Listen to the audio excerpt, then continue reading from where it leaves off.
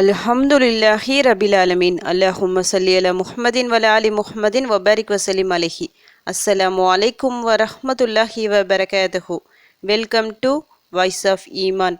எல்லாரும் எப்படி இருக்கீங்க? நல்லா இருக்கீங்களா? அல்ஹம்துலில்லாஹ். அல்லாஹ் சுப்ஹானஹு வ தஆலா உங்களுக்கு நீண்ட ஆயுளையும் ஆரோக்கியத்தையும் வழங்க வேண்டும் என்று துவா செஞ்சு ஆரம்பிக்கிறேன். எந்த ஒரு அமலை நாம் செஞ்சு முடிச்சிட்ட பிறகும் நாம் செய்ய வேண்டிய முதல் ஒரு விஷயம்னா என்னது? அது துவா தான். இப்போ 5 வேளை தொழுகிறோம், 5 வேளை தொழுகையில் சஜிதாவில் நம்ம துவா செய்வோம், தொழுகை முடிஞ்சும் துவா செய்வோம், நோன்பு வைக்கிறோம், நோன்பு திறக்கும் நேரத்தில் நம்ம துவா செய்வோம், அது மாதிரி தஹஜுத் எழுந்துச்சு நம்ம தஹஜுத் தொழுகிறோம், அந்த நேரத்தில் நம்ம தேவைகளை கஷ்டங்களை அல்லாஹ்விடம் சொல்லுவோம். இப்படி எந்த ஒரு காரியத்தை எந்த ஒரு அமலை எடுத்தாலும் சரி, அந்த ஒரு அமலை செஞ்சு முடிச்சுட்டு நாம் துவா செய்வோம். காரணம், நமக்கு நிறைய கஷ்டங்கள் பிரச்சனைகள் இருக்குது. நன்மையை நாடி தான் நாம் ஒரு அமலை செய்கிறோம், அல்லாஹ்விடம் நாம் கேட்குறோம், அதன்படி நம்முடைய பிரச்சனைகளும் தீரும்.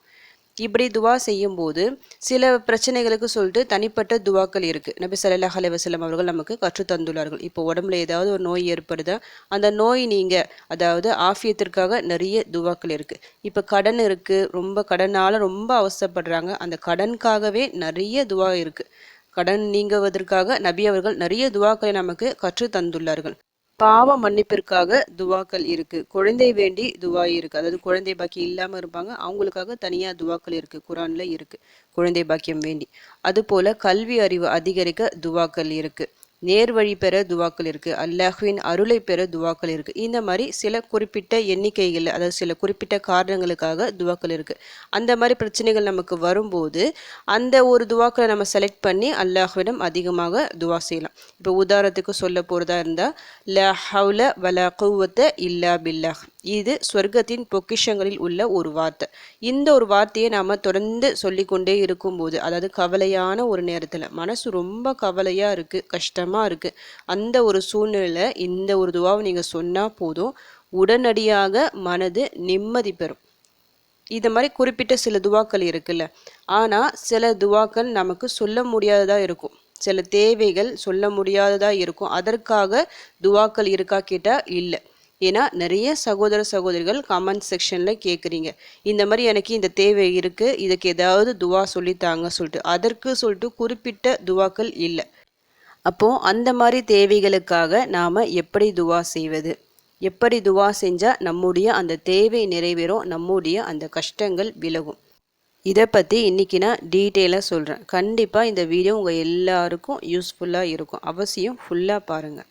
இப்போ நமக்கு சொல்ல முடியாத கஷ்டங்கள் இருக்குது, சொல்ல முடியாத தேவைகள் இருக்குது. அந்த மாதிரி சமயங்களில் நீங்கள் என்ன செய்யணும்னா, பொதுவான துவாக்கள் இருக்குது பார்த்தீங்களா, அதாவது இந்த ஒரு துவாவை கேட்டால் உடனடியாக கிடைக்கும், அந்த மாதிரி துவாக்கள் இருக்குது. அந்த துவாவை நீங்கள் பொதுவாக ஓதி உங்கள் பிரச்சனைகள் என்னவோ அது தனியாக நீங்கள் அல்லாஹ்விடம் சொல்லுங்கள், சொல்லி துவா செய்யுங்க.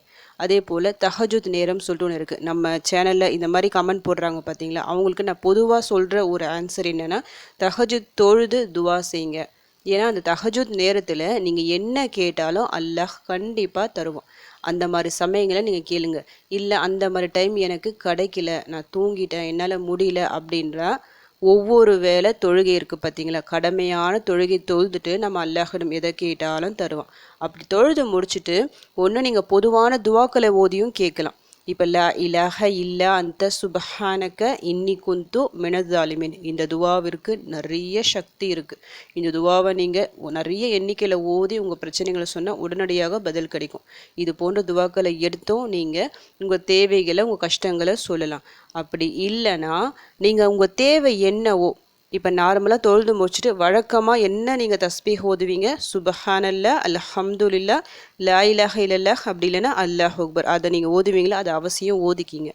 ஓதின பிறகு உங்கள் பிரச்சனைகள் என்னவோ, அதாவது இப்போ நான் உதாரணத்துக்கு சொல்ல போகிறதா இருந்தால், உங்களுக்கு ஒரு சொந்த வீடு வாங்கணும்னு நீங்கள் ஆசைப்பட்றீங்கன்னு நினச்சிக்கிங்க. வாடகை வீட்டில் ரொம்ப கஷ்டமாக இருக்குது, பக்கத்து வீட்டுக்காரங்க ரொம்ப ஒரு தொல்லையாக இருக்குது, இல்லை ஹவுஸ் ஓனர் மூலமாக உங்களுக்கு தொல்லையாக இருக்குது, இல்லை இந்த வீடுகளில் நிறைய பூச்சி தொல்லை, ஏதாவது ஒரு தொல்லை பிரச்சனைகள் இருக்கும்ல. நமக்கு சொந்த வீடு வாங்கணும், ஒரு வருமானம் இல்லாமல் இருக்குது, அந்த வீட்டில் ஒரு முசீபத்தாக இருக்க மாதிரி இருக்கும். அப்போ நமக்கு இந்த வீடை விட்டு போகணும், ஒன்று சொந்த வீடு வாங்கணும்னு ஆசை இருக்கும், அப்படி இல்லைன்னா வேறு நல்ல வீடை அமையணும்னு ஆசை இருக்கும். அந்த மாதிரி ஒரு ஆசை இருந்துச்சுன்னா தொழுகை முடிச்சுட்டு உங்களுடைய அந்த ஹாஜத்தை அல்லாஹிடம் சொல்லுங்கள். தமிழ்லேயே நீங்கள் சொல்லலாம். ஏதாவது ஒரு துவா ஓதிட்டும் சொல்லலாம். அப்படி இல்லைன்னா டைரெக்டாக அல்லாஹ்விடம் கையேந்தி உங்கள் தாய்மொழியில் கேளுங்க. உங்கள் தேவைகளை, உங்கள் கஷ்டங்களை சொல்லுங்கள். உங்கள் பசங்க படிக்கிறாங்க, எக்ஸாம் எழுதியிருப்பாங்க, அவங்களோட ரிசல்ட்டு நல்லபடியாக வரணும். அப்படின்னா நல்ல வேலைக்கு போகணும். கணவன் மனைவிக்குள்ளே பிரச்சனையாக இருக்குது. கணவன் வேறு ஒரு பெண்ணுக்கிட்ட தொடர்பில் இருக்கிறாங்க, அவ்வளோவா பாசம் இல்லாமல் இருக்கிறாங்க. இந்த மாதிரி சூழ்நிலை இருக்குல்ல, ஒவ்வொருத்தருக்கும் ஒரு பிரச்சனைகள் இருக்கும்ல, அதை அல்லாஹ்விடம் சொல்லுங்கள். சொல்லி அழுது கேளுங்க. இந்த மாதிரி ஒவ்வொரு வேளை தொழுகைக்கு பிறகு நீங்கள் கேட்கணும். ஃபஸ்ட்டு 5 வேளை தொழுகை கரெக்டாக நீங்கள் ஃபாலோ பண்ணணும். 5 வேளை தொழுதுட்டு கண்டிப்பாக அவசியம் இந்த பிரச்சனைகளை நீங்கள் ரிப்பீட்டடாக கேட்டுக்கிட்டே இருக்கணும். ஒரு நாளைக்கு 5 தடவை இதை நீங்கள் கேட்டுக்கிட்டே இருக்கீங்க. ஒவ்வொரு நாளும் நீங்கள் கேட்குறீங்க. அப்போ அல்லாஹ் என்ன பண்ணுவான்? அல்லாஹ் கிட்ட ஒரு முறை இல்லை 3 முறை தொடர்ந்து கேட்டாலே நிச்சயமாக தருவான். இத்தனை முறை நீங்கள் தொடர்ந்து கேட்டுக்கொண்டே இருக்கும்போது உங்களுடைய தேவை 100% நிறைவேறும். இதை நீங்கள் கொஞ்சம் ஃபாலோ பண்ணி பாருங்கள். இப்படி நீங்கள் அல்லாஹ்விடம் உங்கள் கஷ்டங்களை சொல்கிறீங்கள, அதை சொல்வதற்கு முன்னாடி பாவ மன்னிப்பு கேட்டுக்குங்க.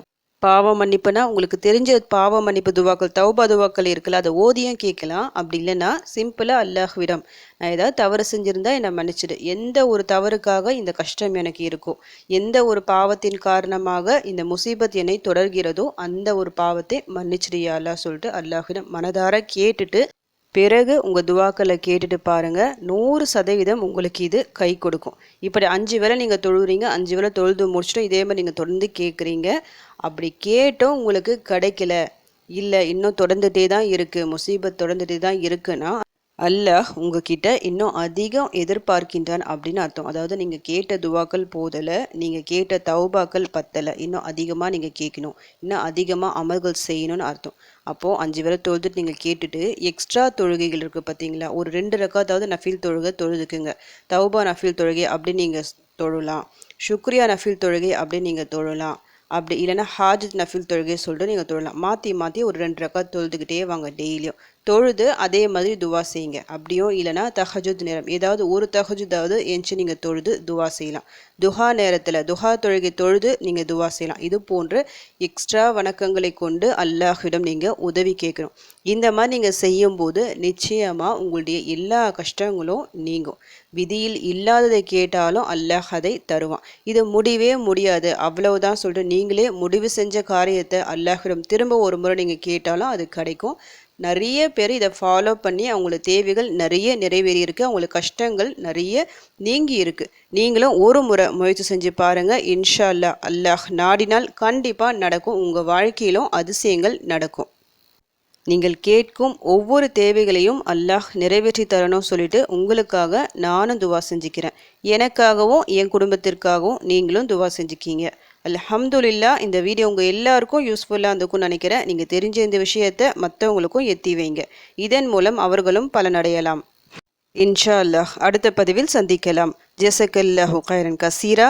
அஸ்ஸலாமு அலைக்கும் வரஹ்மத்துல்லாஹி வபரகாத்துஹு.